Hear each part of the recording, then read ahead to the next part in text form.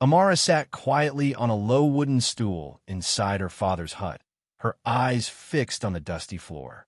She was only 21, yet the hardships of life had already weighed her down.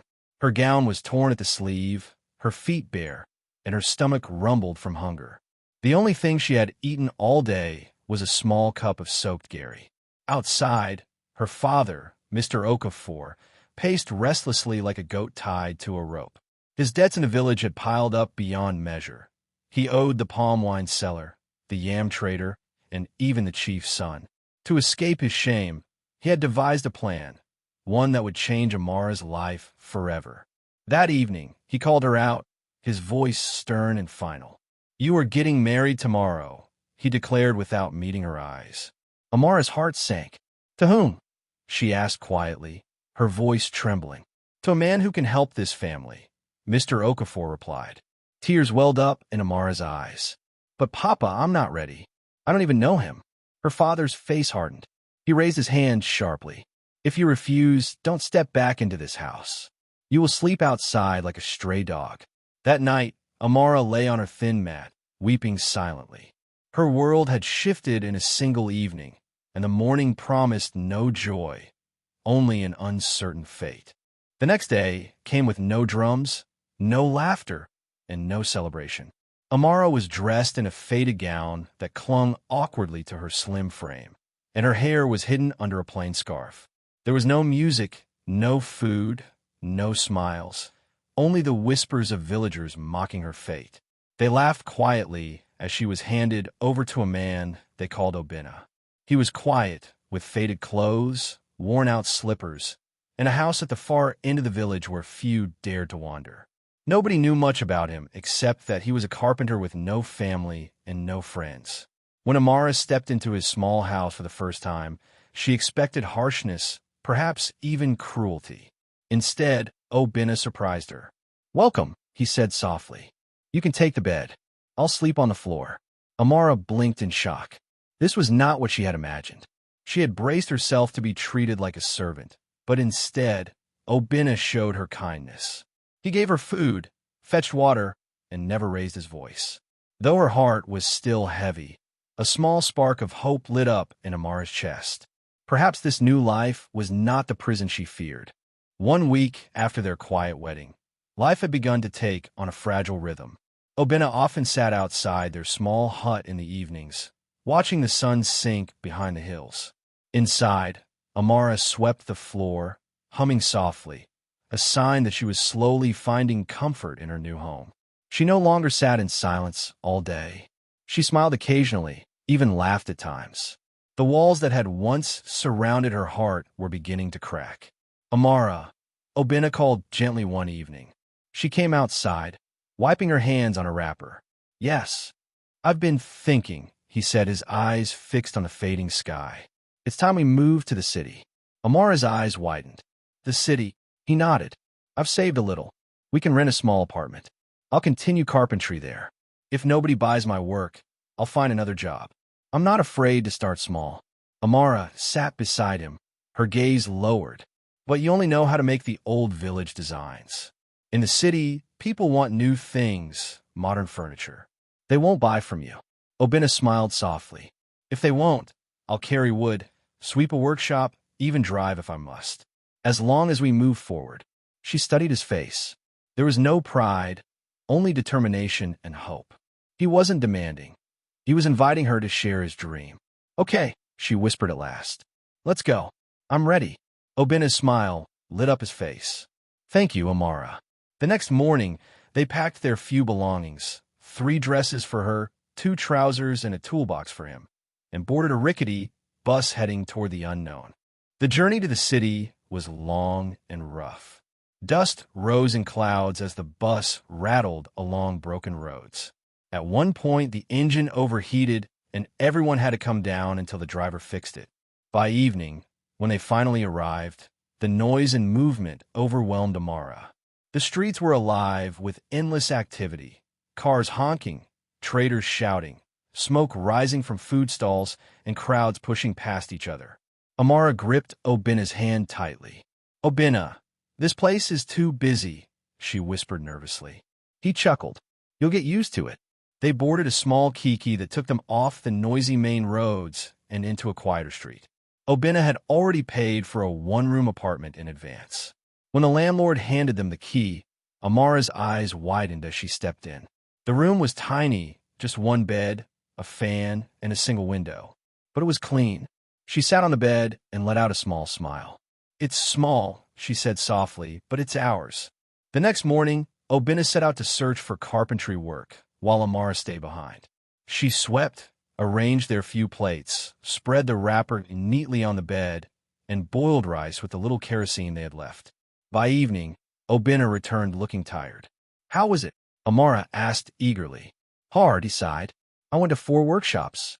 One said there's no space. The other 3 said they only want people who know modern furniture designs." Amara lowered her eyes. "I told you, city people don't want village stools. They want shiny chairs and imported beds." Obinna nodded. "One workshop said they might need someone to carry wood and sandpaper. I told them I'm ready." Her heart softened at his humility. "Thank you for not giving up," she said quietly. Obinna smiled faintly. "For you, I won't give up." The days that followed were not easy. Obinna left early each morning, working long hours for little pay, carrying wood and sanding furniture just to earn a small wage. He returned late, his clothes covered in dust, his body aching. Amara, not one to remain idle, decided to try something of her own. She bought a few ingredients and began frying small chin-chin and buns to sell in front of their compound. At first, only curious children stopped by to buy a handful.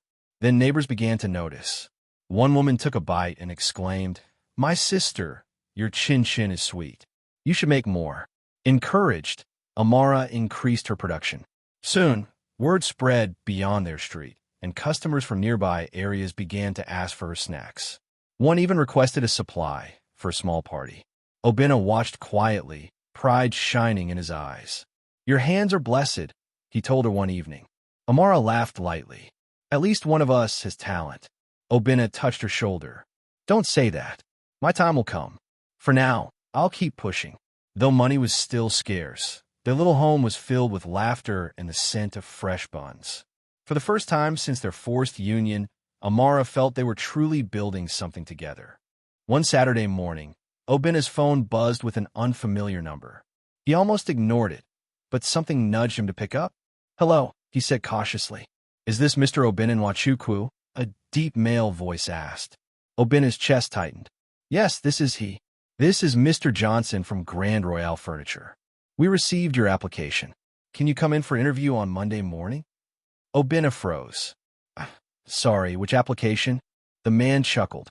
"A woman dropped off your name and sketches 2 weeks ago. She said you were talented." Obinna slowly turned toward the corner of the room where Amara was sweeping, her eyes carefully avoiding his. After the call ended, he walked to her. "Amara," he said, his voice low, "did you send my designs to a company?" She dropped the broom, her hands trembling. I saw some of your sketches, and they were good. I thought you deserved a chance. I didn't want to raise your hopes, so I kept quiet." Obinna stared at her, speechless. "You believe in me that much?" Amara's eyes softened. "More than you believe in yourself." Overcome with emotion, Obinna pulled her into a tight embrace. "You're not just my wife," he whispered. "You're my helper." That night, the tiny room felt brighter. For the first time since their move to the city, Obinna felt like a door had opened, and Amara was the one who had unlocked it. Monday morning arrived like a fresh breeze. Obinna dressed neatly in his cleanest shirt and trousers, his heart pounding with both hope and fear. Amara fussed over him like a mother hen, brushing his collar and packing a small bag with a bottle of water and groundnuts. "You'll do well," she reassured him, holding his hand. Obinna managed a nervous smile. "Pray for me." "I already did," she replied softly, kissing his forehead. After he left, Amara sat by the window, staring at the street below. The city buzzed with life, but her mind was far away, filled with prayers for her husband. A sharp knock interrupted her thoughts. "Who is it?" she called. "It's me, Ngozi," a loud voice answered. Amara opened the door slowly. Ngozi stood there in tight jeans, high heels, and bright lipstick. She chewed gum noisily, her eyes scanning the small room with disdain. So, this is where you live? Ngozi sneered. Yes, Amara replied calmly. Ngozi laughed mockingly. Ah, Amara, the village beauty queen, now married to that poor carpenter, living in a tiny room like a prisoner. You shocked me. Amara's chest tightened, but she held her ground. Ngozi, is this what you came to say? Her former friend leaned closer, smirking. You're too beautiful for this suffering. I know a man, handsome, rich, drives a black Jeep. He can change your life. Why waste your youth here? Amara's eyes blazed. You came to insult my husband? To suggest I throw away my home for cheap promises? Ngozi shrugged. I'm only trying to help you. Help yourself first, Amara snapped, pointing at the door. Don't ever step into this house again. You may be bitter and broken, but I refuse to let you poison my life. Get out. Ngozi's face turned red. She hissed and stormed out, slamming the door behind her. Amara stood in the center of the room, her hands trembling. Then she whispered to herself, peace is better than riches without respect. I didn't marry Obinna for money. I married him because he gives me peace. By evening, Obinna returned home, looking tired but smiling. He set down his small bag and stretched. Today went well, he said. They asked me to come again tomorrow. The manager said he likes my work. Amara forced a smile, but her heart was heavy. Obinna noticed instantly. What's wrong? He asked, sitting beside her. She sighed deeply. Something happened while you were away. Then, with trembling lips, she told him everything. How Ngozi had barged in, laughed at their small room, mocked him as poor and useless, and even dared to suggest Amara leave him for another man. Obinna's face hardened, his fists clenched. She said all that. Amara nodded slowly. He shook his head, hurt but calm. Ngozi is foolish. She doesn't know you, Amara. She doesn't understand the kind of woman you are. She sleeps around this neighborhood with married men and young boys alike. She has no shame. Amara listened silently. Obinna reached for her hand. She sees your beauty and assumes you're like her. But you are different. You are a treasure. Tears welled up in Amara's eyes. Please, my wife, Obinna whispered. Promise me something. Don't ever speak to her again. Stay away from her poison. She doesn't wish you well. Amara squeezed his hand gently. I promise. Obinna gazed at her with emotion. Thank you for loving me, for choosing me, for not being deceived by people like her. I know I don't have much, but you see me. You believe in me. That gives me strength. Amara leaned against his shoulder. I didn't marry your pocket, Obinna. I married your heart. For a long moment, they sat in silence. No noise, no trouble, just two souls bound stronger than the storm that tried to shake them. A week passed since Amara chased Ngozi away, and peace returned to their home. Obinna rose early every day, worked diligently at the furniture company, and returned each evening with stories of hope. His dedication and humility quickly caught the attention of his boss, Chief Ease, a wealthy and powerful man with a reputation for being strict. One afternoon, after Obinna had completed a finely crafted wooden table, Chief Ease called him into the office. Obinna, come in, he said, motioning to a chair. Obinna sat respectfully, hands folded. I've heard nothing but good reports about you. Chief Ease began. Your work is neat, your discipline impressive, and you respect everyone here. I like that. Thank you, sir, Obinna replied softly. But there's something else, Chief Ease continued, leaning forward. Whenever people ask why you work so hard, you always mention your wife. You say, she gives me peace, or she's my greatest blessing. I've heard it many times. Obinna smiled shyly, his ears burning. Chief Ease chuckled. Now I want to meet this special woman. The way you describe her, she sounds like an angel. Bring her. Perhaps I may even find something for her in one of my companies. Obinna's eyes widened. Sir, she has no certificate. She didn't finish school. Chief Ease waved his hand. Certificates don't always matter. A good heart is better than a paper qualification. Just bring her. I want to meet the woman behind the man. Obinna left the office that day with a lighter step, his heart beating with joy. That evening, He rushed home and told Amara everything. But Amara shook her head, fear gripping her. No, Obinna, I can't. What if I embarrass you? I don't belong in such offices. Obinna held her hand firmly. You won't embarrass me. You are my pride. Just be yourself. Amara turned away, anxious. But I have no fine clothes, no matching shoes. Obinna smiled gently, resting his hands on her shoulders. Your beauty already speaks, Amara. Your heart shines through your smile. That's what I want him to see. She was still nervous, but the faith in his eyes stirred something deep within her. The next day, Amara dressed in her best gown, packed her natural hair neatly, and accompanied Obinna to Chief Ease's company. Her legs trembled as she walked past the glass doors, the uniformed guards, and the sparkling clean compound.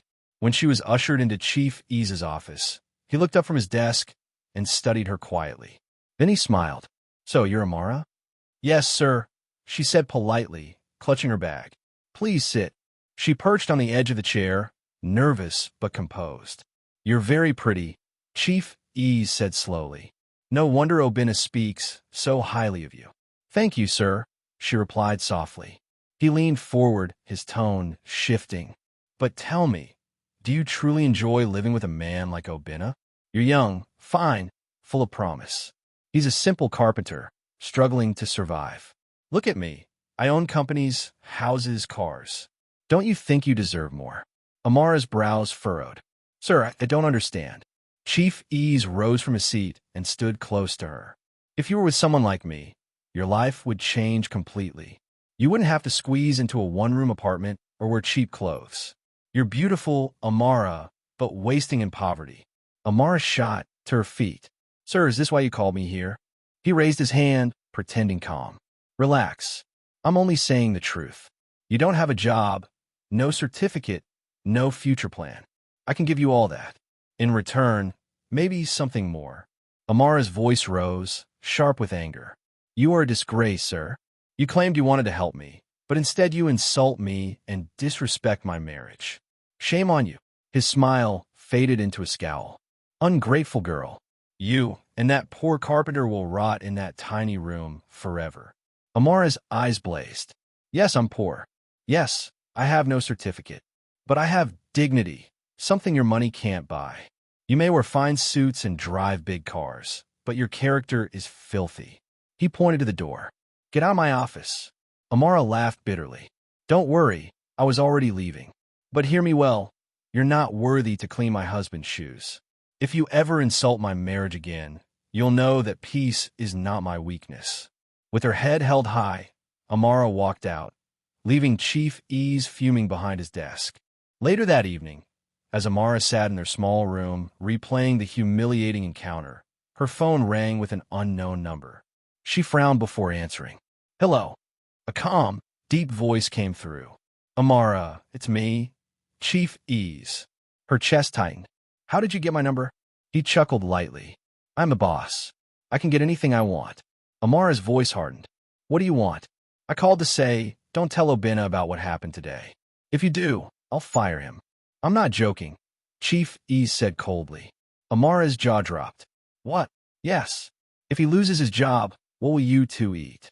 Do you want to go back to frying buns and soaking Gary every day? Think carefully. I can change your life if you agree to be with me. Just a little time, and you'll wear gold, drive cars, travel abroad. But if you resist, you'll both remain poor. Amara's hands shook with anger. Shame on you, Chief Ease. You're old enough to be my father, yet you act like a street boy. You're rich, but empty. No wonder no woman wants you. Don't ever call this number again. And if you sack my husband, I'll make sure the whole world knows who you truly are. Before he could reply, she ended the call, her chest heaving. She whispered to herself, I will never betray Obinna. Never. That night, Obinna returned, full of excitement. They asked me to come again tomorrow. The manager said he likes my work, but Amara's face was grave. She drew a deep breath and told him everything. How Chief Ease had disrespected her, the threats, the insults, and his shameless proposal. Obinna's eyes widened, his fists tightening. That devil. I'll face him tomorrow. He can insult my wife and go free. Amara gripped his hand. No, Obina. Don't beg him. Don't fight him. Just quit. Leave with your head high. We don't need his job or his money. But what will we do? Obina asked, voice heavy. Amara smiled gently. We'll grow our buns business. You'll help me. I'll fry. You'll package and deliver. We'll call it Amara and Obina's Fresh Buns. We may start small, but together we'll rise.